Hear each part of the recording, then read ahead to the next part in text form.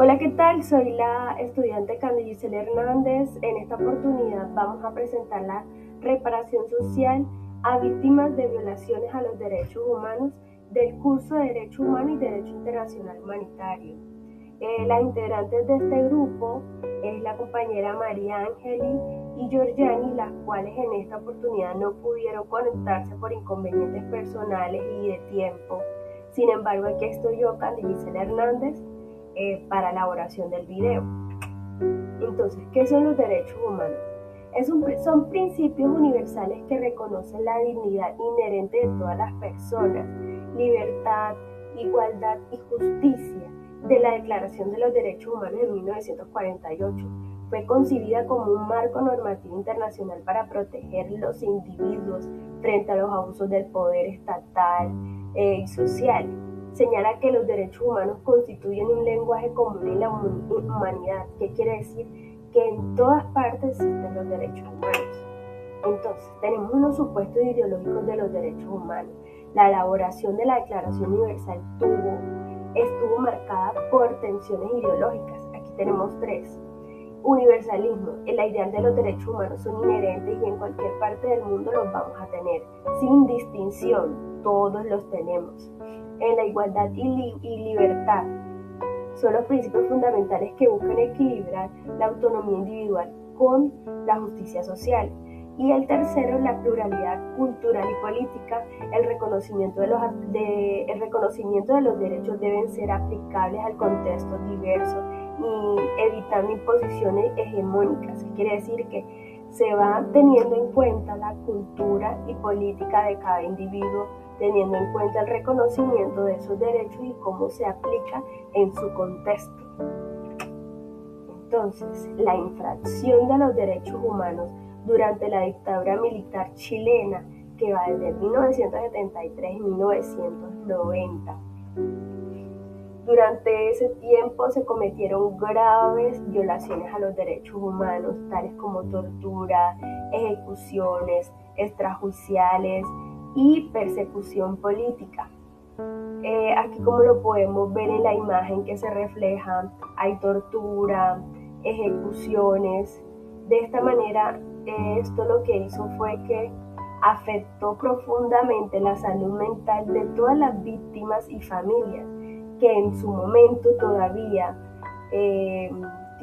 han generado traumas colectivos que aún perduran en la vida. Ahora, la parte que me tocó a mí, Candy Giselle, son las tres preguntas siguientes. Tenemos de qué estrategias de reparación social se implementaron para atender a las víctimas y sobrevivientes de las violaciones de los derechos humanos cometidas durante la dictadura chilena. Esta reparación social se centró en un enfoque integral que no solo incluyó compensaciones económicas, sino que también dimensiones psicológicas, sociales, simbólicas, entre las cuales se destacan atención psicológica. Hay que atenderlo, se brindó acompañamiento a la salud mental de víctimas, sobrevivientes, reconocimiento y impacto del trauma de sus vidas. Tenemos también las estrategias de reconocimiento oficial de las víctimas. Es un Estado que asumió la responsabilidad a través de informes, comisiones y actos públicos donde se permitió validar el sufrimiento. Tercera, reparación simbólica. La reparación simbólica de los espacios de memoria, conmemoraciones y actos públicos para dignificar a las víctimas. Apoyo jurídico y búsqueda de la verdad, procesos orientados a esclarecer los hechos ocurridos, por ejemplo, comisiones de verdad y avanzar en justicia. El quinto, tenemos el enfoque comunitario. Algunas acciones buscaron reconstruir el tejido social afectado por la violencia política. En esta parte podemos visualizar, en el caso chileno, las estrategias de reparación, como fue la verdad, justicia, memoria, nunca más. Aquí vemos la salud mental apoyándola. En Chile hubo una estatua que impusieron donde aquí se refleja la memoria, verdad y justicia. Y reconstruyendo el tejido social. Toda la parte de salud mental fue apoyada. La atención psicológica, reparación simbólica, como la podemos observar aquí con el muro que tenemos aquí que se ve. Entonces, estas fueron las estrategias de reparación social que se hicieron después del estallido social. También esto lo podemos llevar a Colombia, teniendo en cuenta que ya aquí hay estrategias, pero teniendo en cuenta lo que pasó en Chile y lo que pasa acá en Colombia, debe ser, pues se puede decir que es un reto. Tenemos el reto para mejorar, escuchar a las víctimas es crucial, mejorar el acceso a la salud mental en las zonas rurales, casi que no se ve. Servir de lecciones para reparación centrada en las dignas de las víctimas y reconstruir el tejido social. Sin embargo, aún existen desafíos y zonas rurales en fortalecer la salud, reparación simbólica, actos de memoria en las comunidades. De esta manera se puede mejorar en Colombia. Ahora tenemos imaginarios colectivos sobre la reparación social. Aquí contamos con 4 que evalúe, que verifiquen el texto, el cual el primero nos habla de la reparación como justicia. Para muchos reparar implica castigar a los responsables. Entonces, para las víctimas puede ser satisfactorio o reparación para ellos de que se haga justicia con los victimarios con los que cometieron el hecho. También tenemos la reparación como verdad, la necesidad de saber qué fue lo que le ocurrió a las víctimas y reconocerlo de una manera simbólica. Tenemos reparación como reconciliación. Algunos sectores promovían la idea de sanar como sociedad y evitar repetir el conflicto. En reparación como compensación económica y otros, la visión más limitada centraba en indemnizaciones. Un ejemplo claro es para las víctimas, los familiares de las víctimas muchas veces son indemnizados. Igual pasa aquí en Colombia cuando son víctimas del conflicto armado, de una manera los indemnizan. Es una forma de hacer una reparación social por compensación económica. Entonces, Colombia, tenemos la justicia, verdad, reconciliación y compensación económica.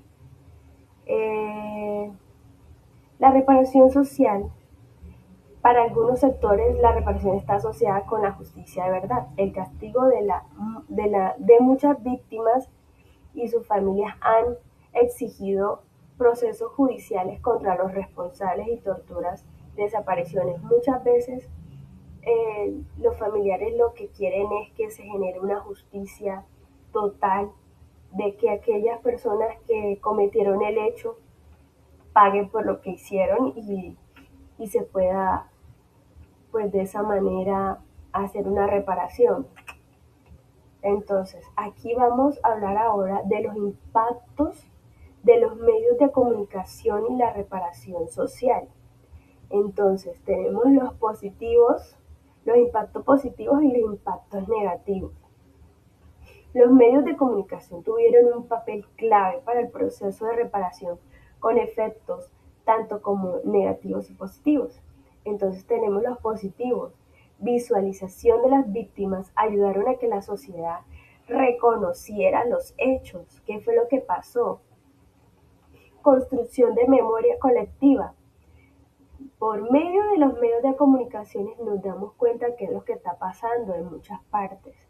De esta manera nos estamos dando cuenta y vamos a tener una memoria colectiva de lo que está pasando en el país, en nuestro caso Colombia.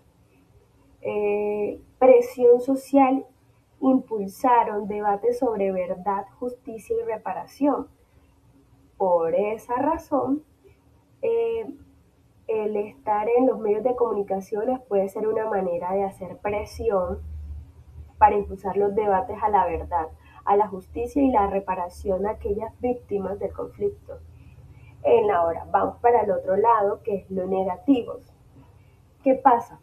Puede existir la revictimización.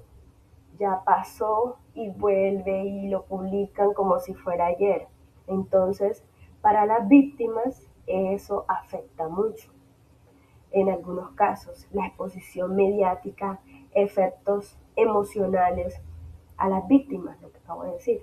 También tenemos la distorsión de la información. Ciertos medios minimizan o cuestionan los hechos, no los creen y los juzgan, los critican y no miran la dimensión de la gravedad de lo que de pronto pasó. Y tenemos la polarización social. Reforzaron divisiones de la sociedad sobre cómo interpretar el pasado. Muchas personas lo interpretan de mala manera y otros de buena manera. Ahora empecemos con esta pregunta. ¿Qué puede aprender Colombia con los programas y equipos de salud mental y derechos humanos que se implementaron durante y después de la dictadura chilena? Este papel de los psicólogos y terapeutas en el contexto chileno fue fundamental para profundamente éticos, ya que no se limitaron a una atención clínica tradicional, sino que asumieron el rol del psicólogo político y humanitario. En primer lugar, los profesionales de la salud mental actuaron como un acompañante del dolor, validando el sufrimiento de las víctimas, colocándose en los zapatos de aquellas personas, apoyándolo muchas veces en el contexto donde el Estado negaba o individualizaba los hechos. Esto implicó reconocer el trauma como un problema individual, sino como el resultado de la violencia estructural. Además, además que cumplieron con una función clave en la reconstrucción de la identidad de la víctima, ayudándoles a resignificar experiencias como la tortura, la desaparición y de familiares o el exilio. Este proceso permitió transformar el dolor en memoria y dignidad. Ahora, otra pregunta. ¿Qué puede aprender Colombia de los programas y equipos de salud y de derechos humanos que se implementaron durante la dictadura en Chile? Colombia puede aprender múltiples lecciones de los programas de salud mental, derechos humanos desde desarrollo de Chile. En primer lugar, tenemos la importancia de implementar una reparación integral que no se limite a lo económico, sino que incluya la atención psicológica, que acá en Colombia no se, no se tiene en cuenta muchas veces, sino que porque creen que ya económicamente le pagan al familiar, a la víctima, ya con eso creen que ya no va a pasar nada. Al contrario, debemos apoyarlo psicológicamente y además de eso, un reconocimiento simbólico de garantías de no repetición, que no le vuelva a pasar lo mismo. O sea que hay que poner pautas sobre eso aquí en Colombia. En segundo lugar, Chile demuestra las necesidades de un enfoque psicosocial donde el sufrimiento de las víctimas se entienda en relación con el contexto histórico y político social en el conflicto armado. Asimismo, se evidencia la relevancia de crear equipos interdisciplinarios especializados capaces de atender de manera adecuada a las víctimas de violencia extrema, integrando la psicología, trabajo social, derecho y otras áreas. Si aquí en Colombia nos proponemos a integrar estas últimas, lo que es psicología, trabajo social y derecho, estamos bien. Podríamos estar creando un equipo de salud mental, y de derechos humanos impecable para el apoyo a las víctimas aquí en Colombia. Ahora, ¿qué lesiones deja el trabajo de estas fases a los psicólogos en formación frente al rol de la psicología y terapeuta en atención a víctimas y sobrevivientes en la vulneración a los derechos humanos?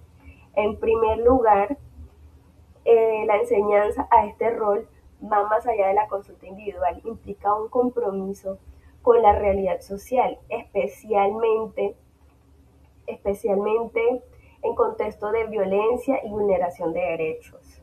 También resalta la importancia de adoptar un enfoque ético, donde el profesional no se indiferente frente al sufrimiento, no es indiferente frente al sufrimiento causado por la injusticia, sino que actúa en defensa a la dignidad humana. Entonces, escuchar activamente, empáticamente, hace que el rol del psicólogo de futuro como futuros psicólogos como una de las lesiones fundamentales para poder lograrlo. Validar el dolor, tenerlo, saber qué es lo que le está pasando a la víctima, trabajo interdisciplinario y sensibilidad cultural. Esto es todo hasta hoy. Espero que le haya gustado. Muchas gracias.